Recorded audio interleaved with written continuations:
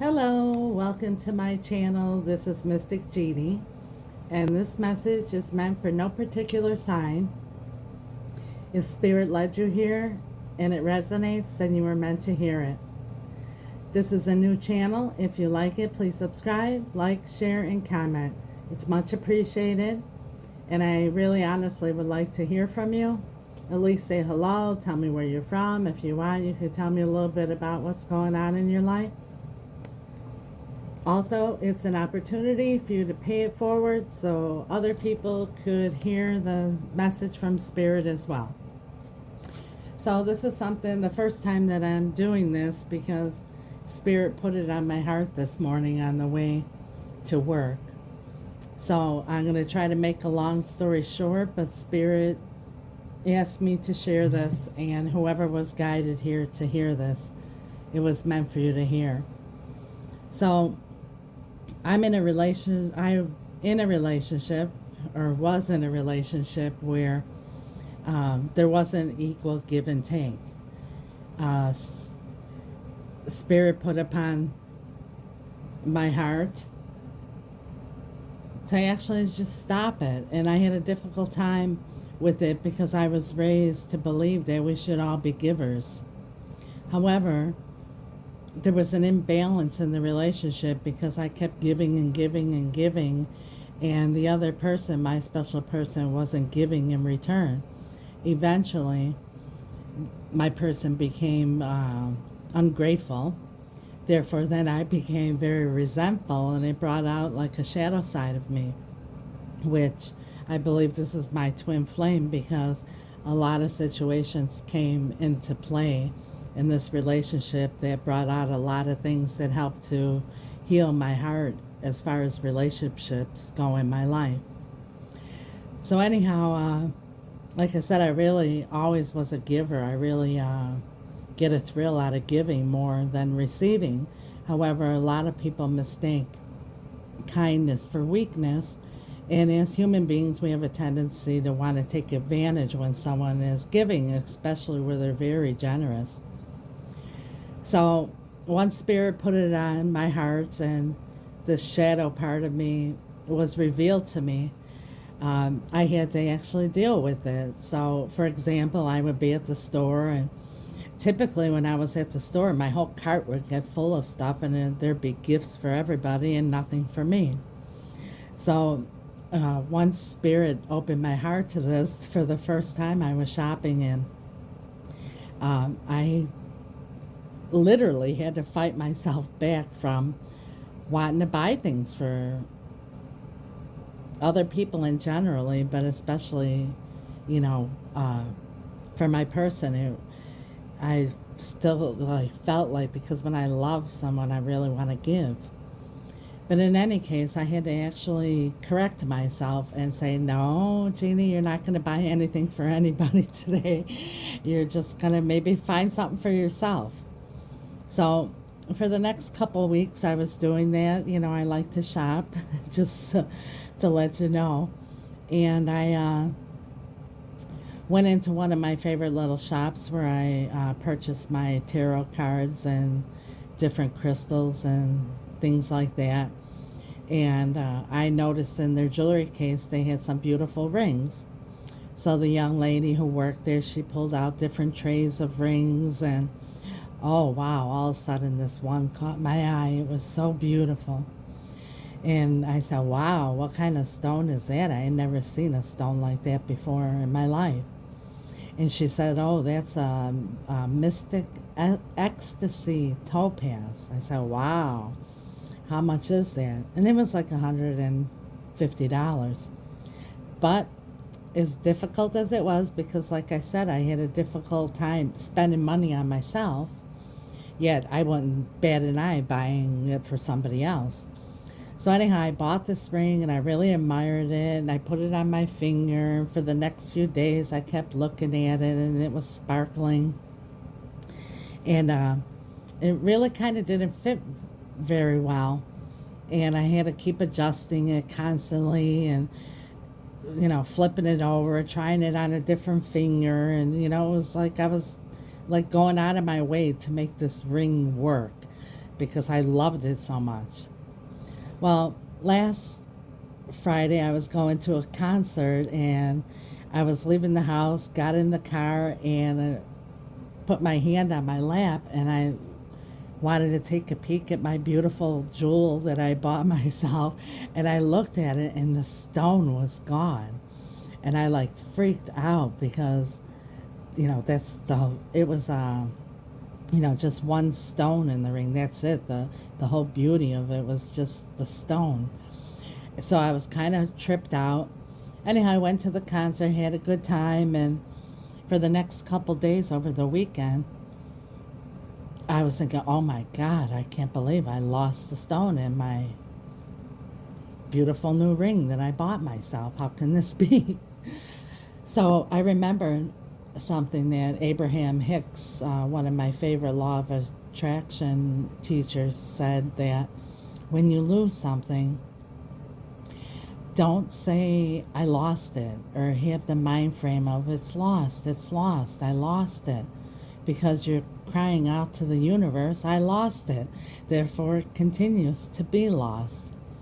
So I remember those words from her, so I stopped myself from thinking and saying that it's lost, and instead I said, Spirit, show me where my stone is. So for the next couple days, every time I would think about my stone, I would say to Spirit, show me where my stone is. And, periodically throughout the weekend, I looked in the couch, because I remember adjusting my couch cushions, and I thought maybe it fell off there. And then I had gone out in the garden to water. I looked out there. In any case, came this morning and getting ready to go to work, and my front room where my shoes are that I put on before I leave is kind of not lit up really. It's not like pitch dark or anything. There's, a teeny bit of light that peeks through the dark curtains, enough for me to see my shoes. And I was bending over to pick up my shoes, and all of a sudden I felt something on my foot. I had stepped on something. So I lifted up my foot to see what I had stepped on, and there was my stone. Well, I really was ecstatic and started jumping up and down, thanking God, thanking the Lord. I was so happy that I found my stone. Well, as I was, anyhow, I went to work, and after work, I went to the store where I had purchased it, because I wanted to ask if they had another one that I could exchange it for. And I arrived at the store, and they said, no, that's the only one that we had. It's a one of a kind, and we really don't have anything else like that, but we have other beautiful stones. And the lady proceeded to pull out like all these different trays. There were 10 or 12 trays of beautiful rings, every kind of stone you could think of. And I was determined, like, no, I have to have that kind of stone. Can't you figure out where you got it from? Can't they get another stone for me? I want that stone. And she's like, no, well, what size was it? And I said, it doesn't matter the size. It's the stone. I want that particular color stone and that shape, and I want that stone. So, one thing led to another, whatever, and then she pulled out the last tray, and in this tray she pulled out another ring. And I said, oh, that one's pretty. And I looked at it, and I says, okay, well, if you give me a discount on the other one, I'll have to take it to be repaired. And if you give me a discount on this one, I'll get this ring. So I did. And I put it on my finger, and it fit perfectly. I mean, it was just fit so perfect. And the stone that was in this one was called a misty topaz. So that's when Spirit put upon my heart that he wanted me to share this message. All of a sudden, I felt myself asking God, why did I go through this? And I'm looking at my ring and I'm thinking, wow, it fits so perfectly. And wow, it's not the other stone, but wow, I think I like this one a little more. And wow, it doesn't, you know, it fits perfect. The other one, that's probably why I lost the stone. I had to keep adjusting it so much that, you know, it ended up falling out. But I was like, this one is perfect. Wow. It's gorgeous. I love it. And it fits so perfect. Thank you so much, God. And Spirit put on my mind, Jeannie, think about it. This isn't about the ring. Think about your life. And I thought about it. And Spirit says, yes, Jeannie, you're right. And this is what I heard. Just as I explained the story from the beginning, I was in a relationship with someone that I was really trying to make fit, and it wasn't fitting with me. But it was so beautiful, and I loved it so much. And I kept adjusting it, and, even, you know, uncomfortably dealing with it on my hand because I thought it was so beautiful and I loved it so much. And then when it was lost, all I could think about was that I lost something that I loved so much and it was so beautiful. And oh my God, I have to do something to get it back because, that's the only one and I love it. And then I thought, wow, I tried so hard to make something fit that really didn't fit.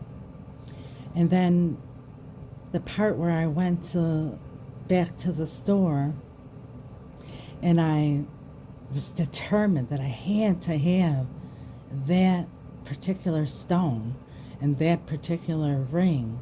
Just like in my relationship, there were all these other beautiful rings and stones, but I was just set. My mind was so set on just this one stone. And I couldn't even see all the other beautiful stones that were there right in front of me. The lady had to say, look, take this one. And still, I kind of felt like, oh, I really wanted the other stone. And then it wasn't until I looked down at it, and when this whole thing came upon me, that Spirit brought my really undivided attention to that there's more to this than just a ring, is when I looked at it and I said, wow, I love this one too. Wow, doesn't have to be that ring. This one's better anyhow.